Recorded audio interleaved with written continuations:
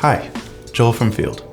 And in this video, we're going to take a quick tour over the scheduling features in the Field CRM. Whether you're a solo operator or managing a large team, being able to easily view your calendar is key. Field gives you multiple ways to view and manage your schedule, so you can manage the way that works best for you.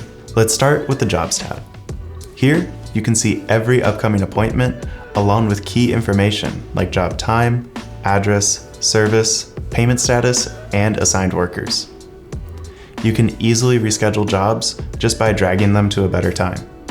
Just click and move the job to a new time or staff member, and Field will update your schedule and notify the necessary people automatically.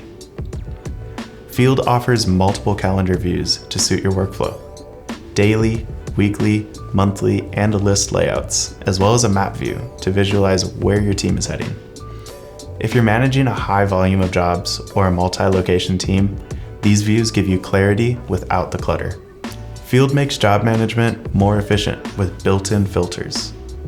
You can sort by job status, tags, service areas, assigned staff, and customers, helping you locate exactly what you need in seconds.